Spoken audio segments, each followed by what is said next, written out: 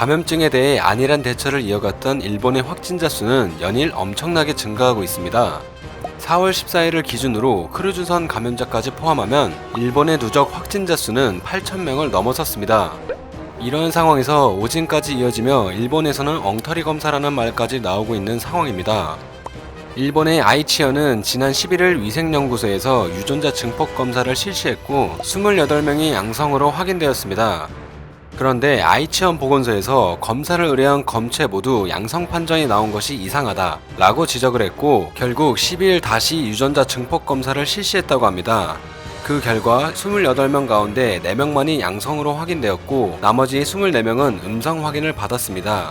아이치현은 24명 가운데 1명이 감염증에 따른 폐렴으로 사망했다고 발표를 하기도 했었는데요. 발표 다음날 사인이 감염증이 아니라며 말을 바꾸었습니다.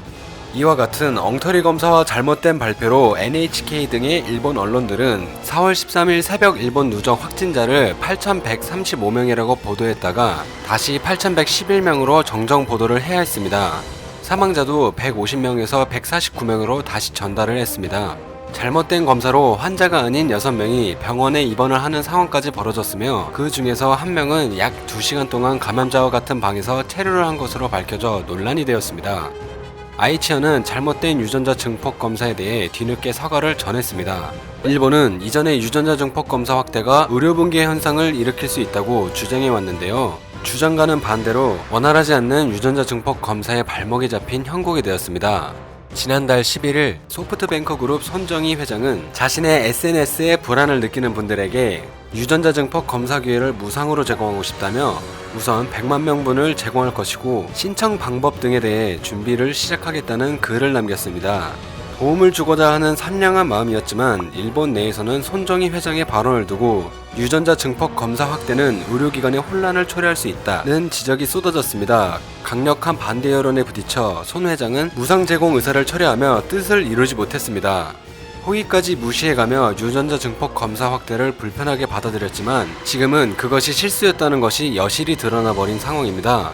일본 후생 노동상을 지낸 마스조에 요이치 전 도쿄도 지사의 발언이 이와 같은 내용을 뒷받침해주고 있는데요. 그는 최근 마이니치와 인터뷰를 통해 PCR 검사 건수를 늘려야 한다고 처음부터 주장했지만 일본 정부의 움직임이 둔했다고 하며 감염자 수는 실제로 10배 정도 차이가 날 것이라고 내다봤습니다. 일본 후생 노동성은 현재 1만 2천 건에 불과한 유전자 증폭 검사 능력을 하루 2만 건까지 확충하겠다는 방침을 세웠는데요. 방침과는 다르게 아직도 원활한 검사를 시행하지 못하고 있는 상황이라고 합니다. 1만 2천 건이라는 현재의 검사 능력도 사실 검사 장비가 최대한으로 운용되었을 경우로 가장한 수치라고 하네요.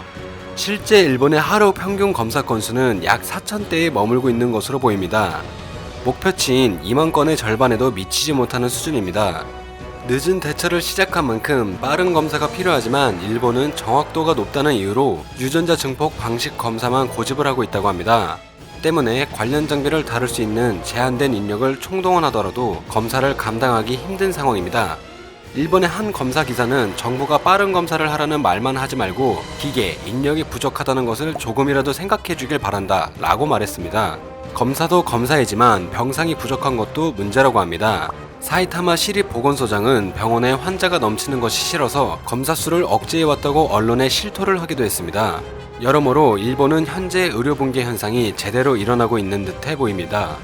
실태를 파악하기 위한 검사를 강화하려면 복잡한 단계를 줄이고 다양한 방식을 도입해야 한다고 전문가들이 지적을 이어가고 있지만 일본 정부는 별다른 대책을 내놓고 있지 않는 상황입니다. 뒤늦게 드라이브스루 검사 등을 검토하겠다고 밝혔지만 검토 결론을 내고 시설을 준비하기까지 시간이 더 소요될 수밖에 없겠습니다. 도쿄올림픽 때문인지 일본이 안일한 대처를 이어가고 있을 때 한국은 검사량을 폭발적으로 늘리는 초기 대처를 시행했습니다. 당시 일본은 한국이 대응에 대해 부정적인 의견을 쏟아냈었습니다. 일본인들은 한국의 방역 시스템과 기술이 좋지 못하는 것이라는 조롱까지 일삼았는데요.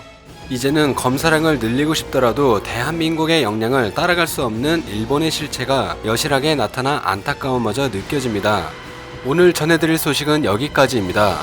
마지막까지 봐주셔서 정말 감사합니다. 늘 새롭고 정확한 뉴스를 전달해드리는 로봇튜브 되겠습니다.